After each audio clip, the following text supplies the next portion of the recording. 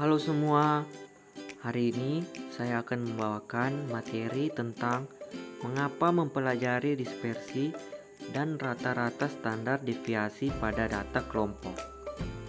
Sebelum itu, kita harus mengetahui apa yang dimaksud dengan dispersi dalam statistik. Dispersi adalah ukuran penyebaran suatu kelompok data terhadap pusat data.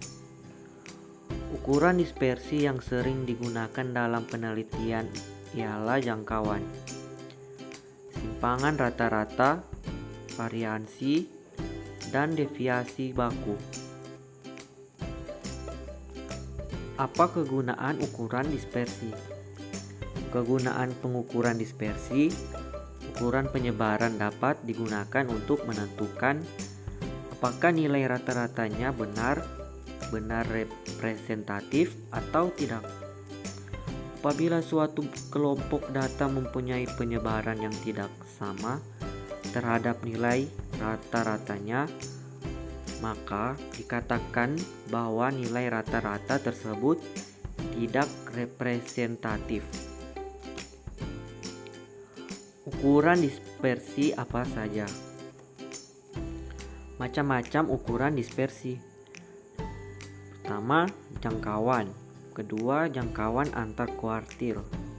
Ketiga, deviasi kuartil. Keempat, deviasi rata-rata. Kelima, varian dan standar deviasi. Keenam, dispersi relatif.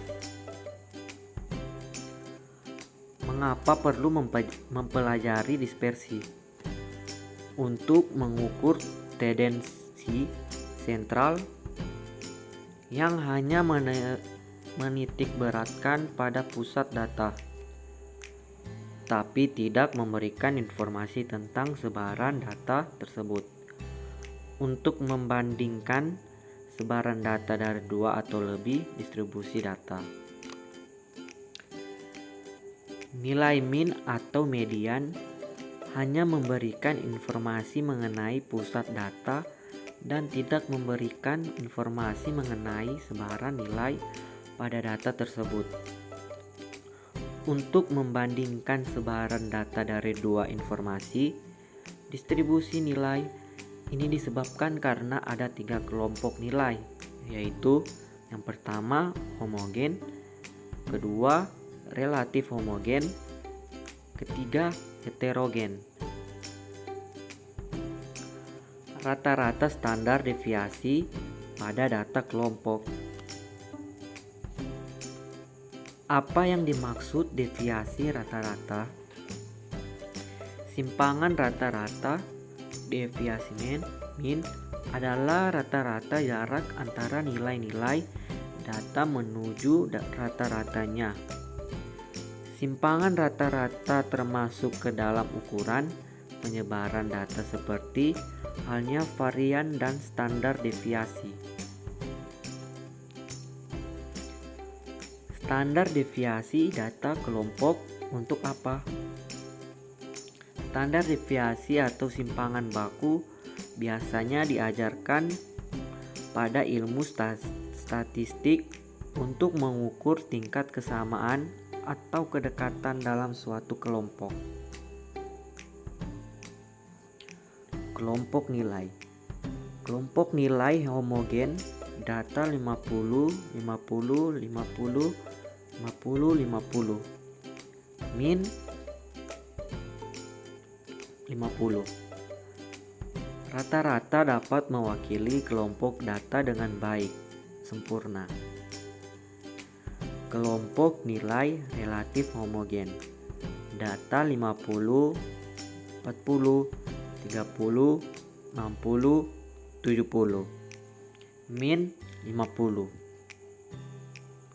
Rata-rata dapat mewakili kelompok data dengan cukup baik.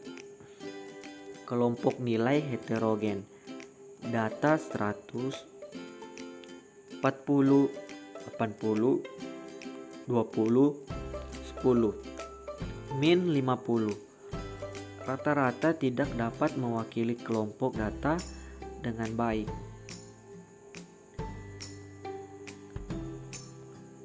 Ukuran variasi atau dispersi. Nilai jarak.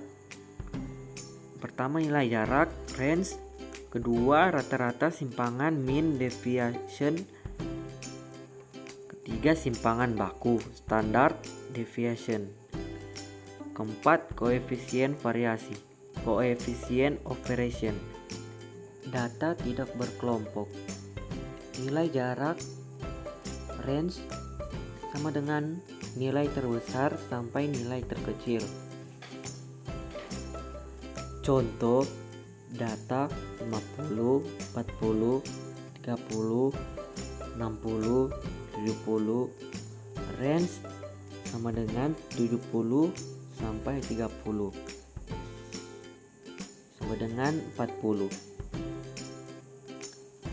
Data berkelompok.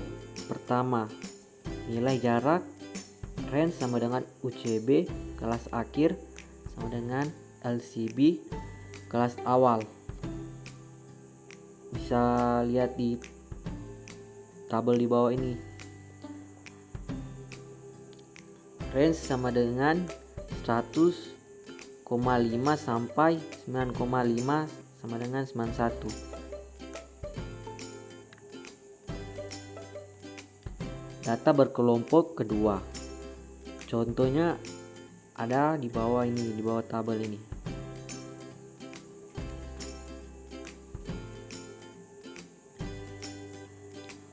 Ukuran kemiringan kurva.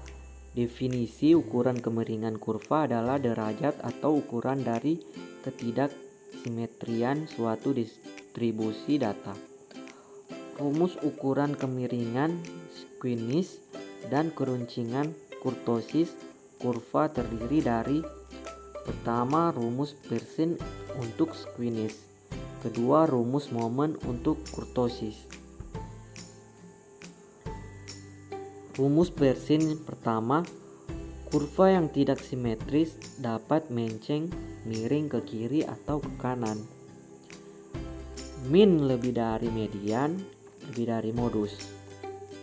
Kurva kondong ke kanan, positif squeeze, data lebih kecil. Min sama dengan median, sama dengan modus. Kurva normal. Min kurang dari median, kurang dari modus. Kurva kondong ke kiri, negatif squeeze, data lebih besar. Rumus Pearson yang kedua. Pada kelompok A menyebar secara normal, sehingga histogram yang terbentuk mengikuti kurva normal. Informasi yang dapat diambil dari tabel frekuensi tersebut adalah min sama dengan med sama dengan mod sama dengan 20. Rumus Pearson yang ketiga. Pada kelompok B, data simetris kanan dan kiri, sehingga histogram yang terbentuk bersifat disimetris. Informasi yang dapat diambil dari tabel frekuensi tersebut adalah min sama dengan median sama dengan 20, memiliki dua modus. Rumus Pearson yang keempat. Pada kelompok C, data lebih menyebar ke data yang lebih kecil, sehingga histogram yang terbentuk panjang yang ke kanan. Informasi yang dapat diambil dari tabel frekuensi tersebut adalah min dalam kurung 16,52 lebih dari med dalam kurung 15, mod dalam kurung 10. Rumus Pearson yang kelima. Pada kelompok D, data lebih menyebar ke data yang lebih besar, sehingga histogram yang terbentuk panjang ke kiri. Informasi yang dapat diambil dari tabel frekuensi tersebut adalah min dalam kurung 23,48 kurang dari med dalam kurung 25 kurang dari mod dalam kurung 30. Ukuran keruncingan kurva pertama. Konsep ukuran keruncingan kurva adalah derajat atau ukuran tinggi rendahnya puncak suatu distribusi data terhadap distribusi normalnya data. Ukuran keruncingan kurva erat kaitannya dengan kurva normal. Ukuran keruncingan kurva disebut kurtosis. Ukuran keruncingan kurva kedua. Jenis kurtosis terdiri dari yang pertama leptokurtis, puncak kurva tinggi. Kedua mesokurtis, puncak kurva normal. Ketiga platikurtis, puncak kurva rendah. Ukuran keruncingan kurva pada gambar di bawah. Yang berwarna biru leptokurtik, warna hitam mesokurtik, warna merah platikurtik.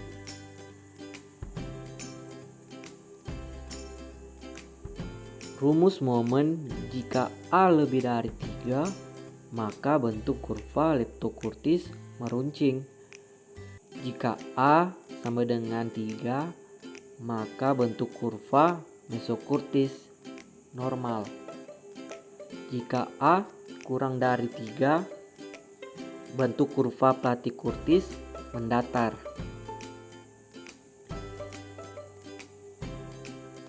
Tidak terasa materi kita sudah habis. Kalau teman-teman suka sama video pembahasan ini, teman-teman boleh like, subscribe, dan share. Dan juga kalau teman-teman mau bertanya, silakan tulis di kolom komentar. Kalau ada salah kata mohon dimaafkan. Semoga video ini bisa bermanfaat bagi teman-teman.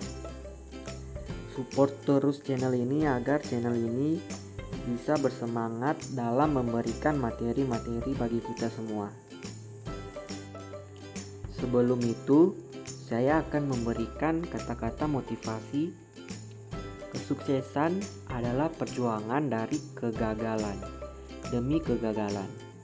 Kesuksesan dan kegagalan merupakan sebuah rangkaian yang tidak dapat dipisahkan karena sebelum mendapatkan kesuksesan pasti telah mengalami kegagalan sebelumnya. Sekian, terima kasih.